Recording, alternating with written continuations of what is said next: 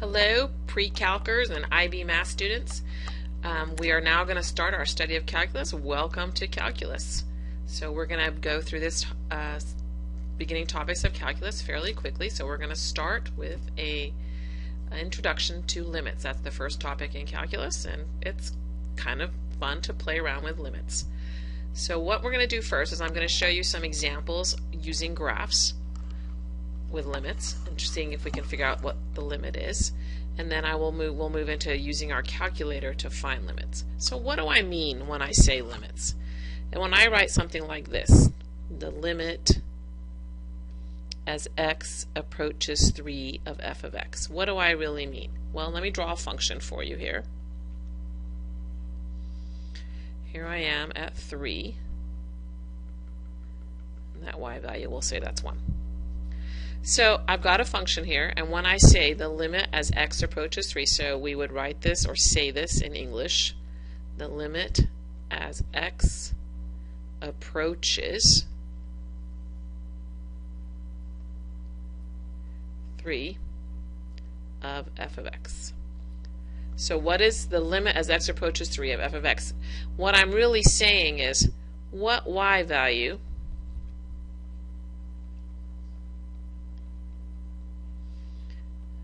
do I expect to get if my x values get really close to 3? They don't ever actually have to reach 3, they just have to get really close to 3. So I'm going to use this highlighting tool up here. So I'm going to come on my function and I'm going to look, oh, I'm going to come into 3. I'm going to ride down, I think of this as a roller coaster function. Oh, look, as I ride in there, I'm coming into 3. I'm coming into the x value of 3. Notice that my y values are getting closer and closer to 1. And as I come in from this side, oh, look, as I get closer and closer to 3, my y values are again getting closer and closer to 1. So like right around here, my y value is 1. So what I would write here is the limit as x approaches 3 of f of x in this case is 1. It's the y value I get as my x values get closer and closer to 3. Okay, so now let's try another function. Let me draw another picture for you. Okay, so now let's look at another example, another function. So in this function here, you can see that there is a hole in the graph right here. You can see there's a hole. So that means that this function is not defined when x is 4. But it looks like it's defined everywhere else. So let's think about what is the limit as x approaches 4 of this function. So once again, I'm going to use a couple different colors.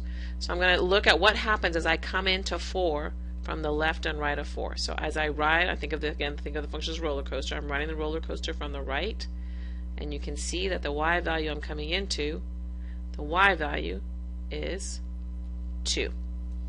And if I ride the function in from the left, coming in this way, you can see that I'm also coming to a y value of 2. So in this case, the limit as x approaches 4 of this function is 2. Now, we talked earlier about there's a hole in this graph. So is the function actually defined at 4? If I asked you what the y value at 4 is, what would you have to say?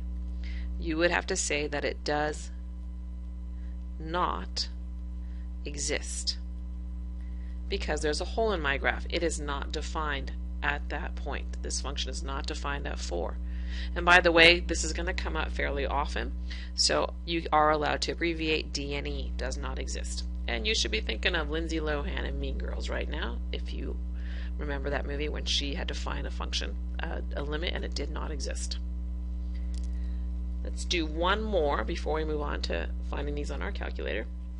I just want to talk about the concept here. I want you guys to get the big picture. Looking at a graph, you can see what the limit is, what's happening.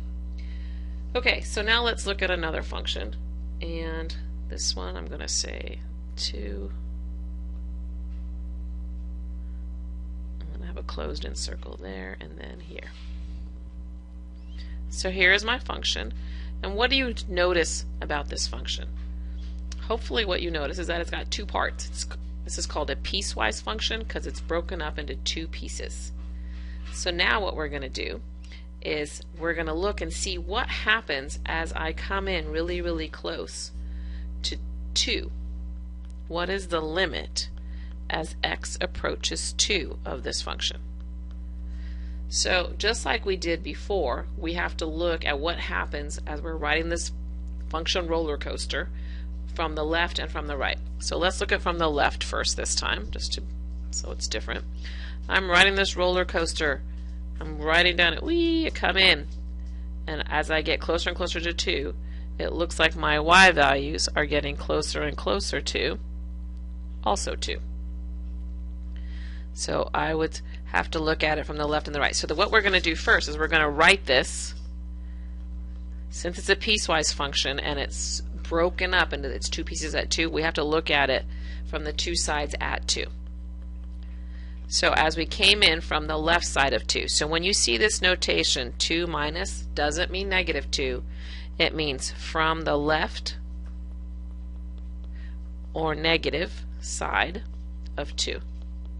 From numbers that are slightly less than 2.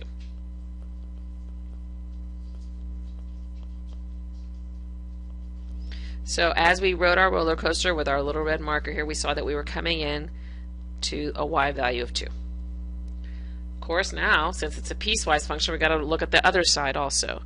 So before, when I said as x approaches 2 from the left side, now we're going to approach 2 from the right side of 2. And again, we use this notation, 2 plus equals from the right side, from right or positive. That's how I think of it, since it's got a little positive sign on it.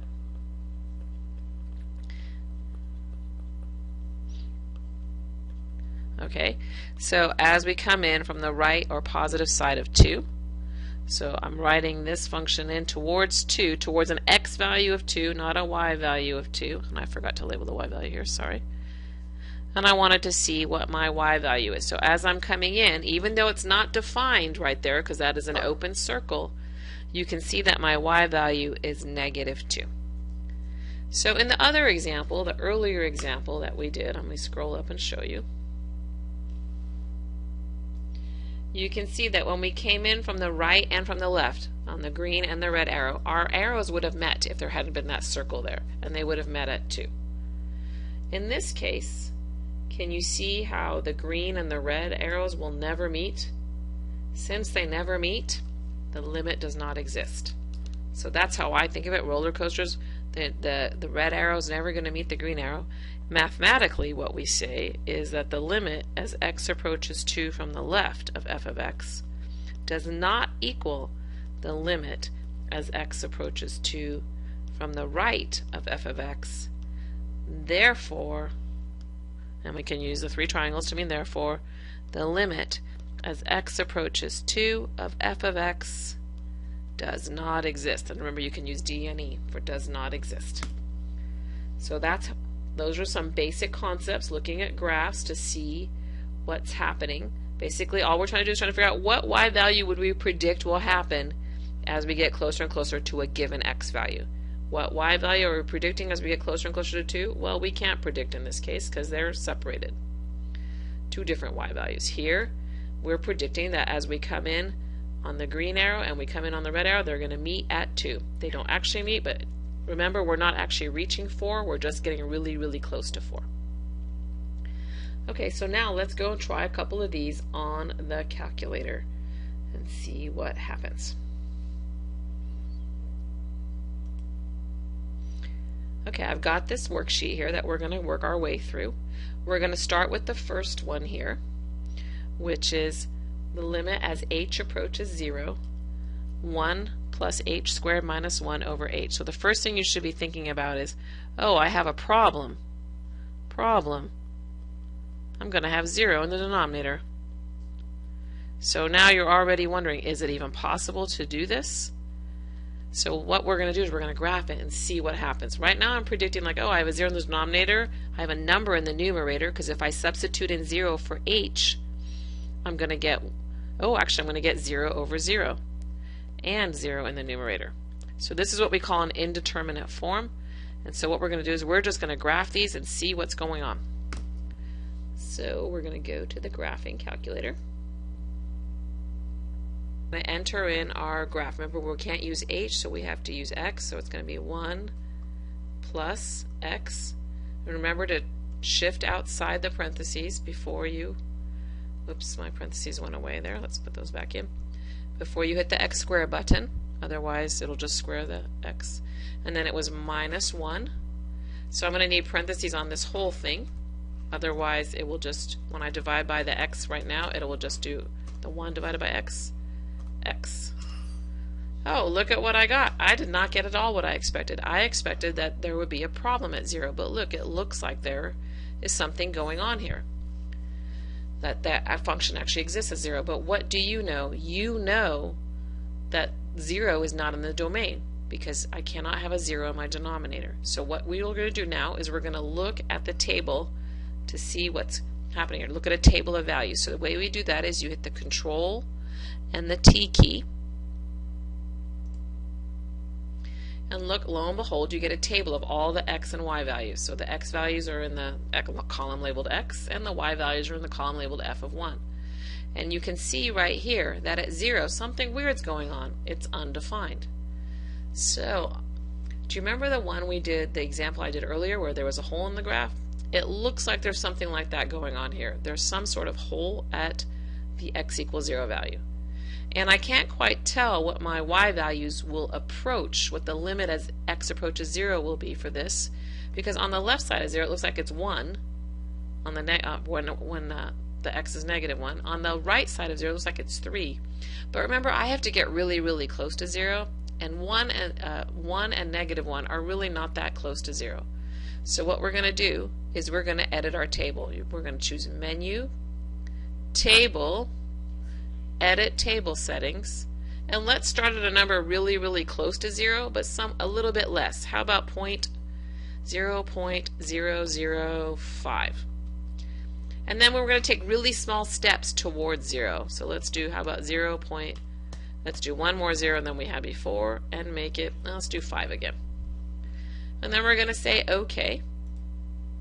And we're going to look and see, oh, it looks like I'm getting closer and closer to the number 2 as I get closer and closer to 0.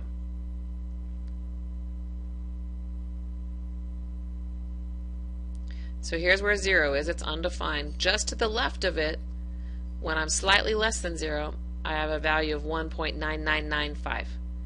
Just to the right of it, when I'm slightly bigger than 0, I have a y value of 2.0005. So as you can see, I would say that those are both pretty darn close to 2, and if I chose numbers even closer to 0 than this, they would be even closer to 2. And if you look at the graph, if you look over here, you can see that it looks like the y value there is 2. This is a case where the calculator is not as smart as you. The calculator doesn't really know how to graph a 0. It's not, the pixels aren't good enough. So that's why the hole, rather, not the 0, the hole in the graph at 0 doesn't show up. But it should show up there. You look at the table to verify that. So that's how you find a limit on the calculator. So you guys can now go back and practice with some of the other problems. You're going to follow the same technique over and over again.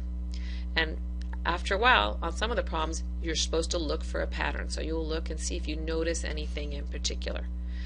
Thanks, and I hope this helps you practice your limits on a calculator.